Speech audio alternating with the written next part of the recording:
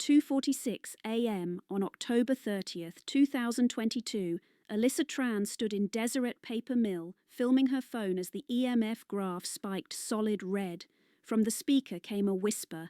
Peter Langford, so clean Jacob Fry mouthed it back, stunned. They weren't chasing history. They were killing time inside a fenced, abandoned Victorian mill in Cottonwood Heights, Utah, expecting static, pranks, maybe a bat. Then the timestamp froze at 2:46. The air turned metallic. The voice sounded inches away, like breath on skin. Why does this building keep choosing that minute?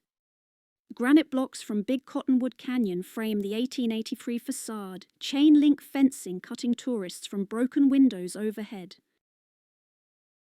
October 13th, 1883, Deseret News prints 5 tons weekly claims, Samuel D. Evans praising water wheel output in print. Brigham Young Jr. tours the mill floor, iron gears turning beside wet pulp vats, 20 workers watching silently nearby. A narrow stair climbs toward the drying rooms, Gothic window frames throwing bars of shadow across warped planks today. March 3rd, 1887, Thomas Welling finds Peter Langford crushed near the water wheel, witnesses absent, floor slick. Dr. Marcus Ellery signs accidental crushing, ink blotting the margin beside Langford's age, 29 years recorded officially. Operations halt 3 days, workers circling the silent wheel, damp timber smelling like rot beneath spring runoff outside. June 21st, 1890, Agnes Callahan hears whispering in the upper drawing room, her lantern flame collapsing inward, suddenly. Jared Holbrook quits immediately, leaving boots and lunch pail, mill logbook noting auditory disturbances in pencil, dated. The drying room closes 2 weeks, hooks hanging empty, cold pockets forming at noon, mechanical faults absent, supervisors baffled. November 16, 1893, manager Charles E. Kimball posts closure notice, water supply failing, unrest rising, pay delayed. By end of 1894, machinery disappears, bolt scars remaining, empty shafts echoing footsteps inside the locked shell at dusk.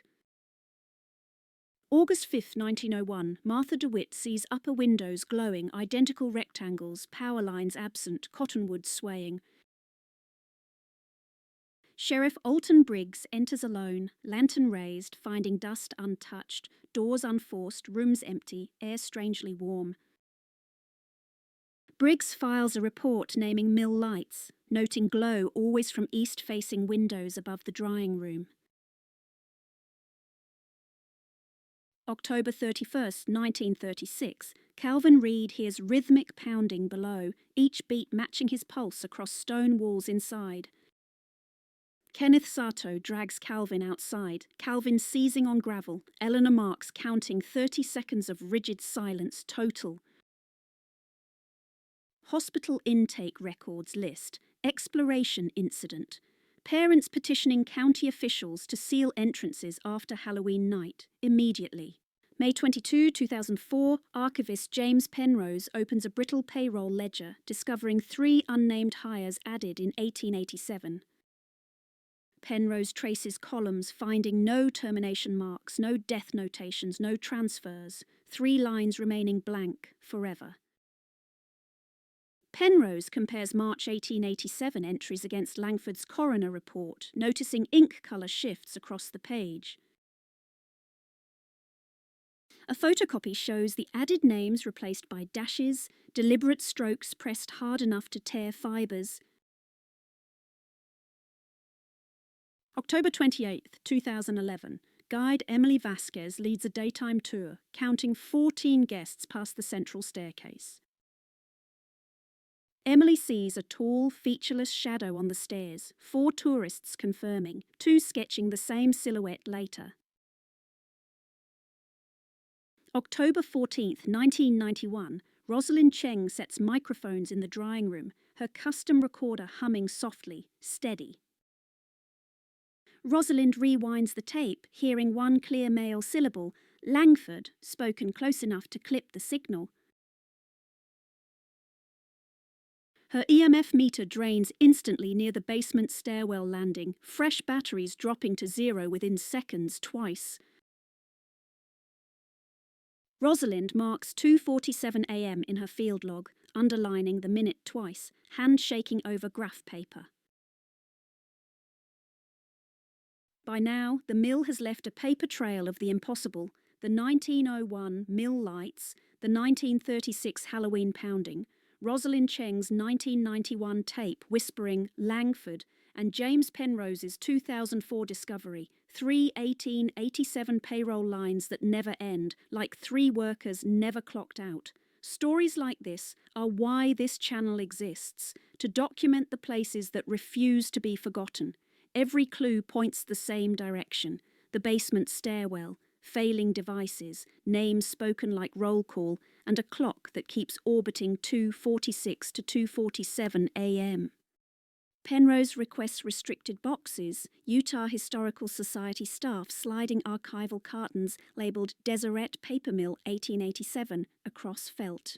A ledger index shows March 1887, pages missing, removed cleanly, stitching cut, paper edges strangely singed. Rosalind reviews Penrose's photocopies, matching dash marks to her EVP timestamp 2:47 a.m. repeated, identical spacing. Penrose locates a closure-era inventory listing removed machinery, excluding one sealed basement room marked unsafe access, circled twice. Rosalind returns at night, hearing footsteps above her, ceiling dust drifting downward onto her recorder's spinning reels. The drying room temperature drops from 68 to 41 degrees, Rosalind's breath blooming, fingertips numbing instantly, stopwatch running. A burnt paper smell floods the room, thick as smoke, despite bare timber and no ash anywhere nearby. Emily updates her tour route, taping a red X on the staircase, warning guides to bypass the landing. Rosalind plays back fresh audio, hearing 3 knocks under the whisper, the same rhythm described in 1936. Penrose cross-checks 1890 logbooks, finding auditory disturbances noted beside drying room closures, sudden staff turnover, dates matching. Rosalind's flashlight dies mid-sweep, darkness swallowing the hooks, her recorder continuing alone with a clicking relay, steady. Emily re-enters privately, hearing her own footsteps echoed 1 beat late, like someone tracking her upstairs close. June 18, 2016, Connor Beltran launches a drone over the fence, thermal camera calibrated, battery at 100. The drone dips toward the basement stairwell window, Connor watching his tablet flicker, signal stuttering near stone, violently. Thermal overlay reveals a sealed room glowing hot, a human-shaped column at 96 degrees, unmoving behind boarded masonry.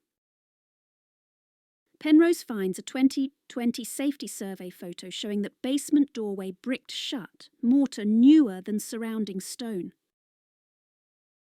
Rosalind slows Connor's footage frame by frame, spotting a faint outline beside the heat column, taller than a man. Connor attempts a second pass, drone batteries draining from 80 to 12 within 1 minute near the stairwell. His audio track captures a low mechanical pounding 3-beat cadence recorded at 2:46 a.m. on metadata, exact. Emily listens to Connor's clip, recognizing the same cadence from her staircase encounter, her hands trembling over headphones. April 3, 1986, Scoutmaster Lee Garza logs 41 degrees in the main hall, sunny air outside reading 72. 7 scouts watch their breath appear, sunlight pouring through broken windows, cold centered beneath the upper landing, unmoving. September 19, 1978, Dana Thompson hears Dana whispered 3 times on a trail, her radio falling silent. Dana refuses future assignments near the mill, journal entry describing the voice as male, calm, painfully familiar, recurring. October 31st night, Rosalind hears pounding below, smells burnt paper, watches lights bloom upstairs, meters screaming at 2:47. Emily's staircase shadow reappears behind Rosalind, featureless head scraping the ceiling beam, her camera freezing mid-record instantly. Connor uploads the thermal anomaly, view count hitting 1.2 million, comments repeating one question about sealed rooms, nightly. Alyssa Tran replays her 2022 screen recording, waveform highlighting Peter Langford, timestamp fixed at 2:46 a.m. locked. Penrose overlays payroll dashes with the bricked doorway photo, 3 blank lines aligning with 3 sealed courses, perfectly. We found a payroll ledger that adds 3 workers in 1887, then refuses to remove them, even after the mill closes. We found a basement doorway marked unsafe access, later bricked shut with newer mortar. We found thermal footage showing a human-shaped heat column standing inside that sealed room at 96 degrees. The worst part is the timing. Connor's metadata, Rosalind's underlined log, Alyssa's app spikes, each snapping to 2:46 or 2:47 a.m. like an appointment you can't cancel. Back at 2:46 a.m. on October 30th, 2022, the whisper sounded inches away.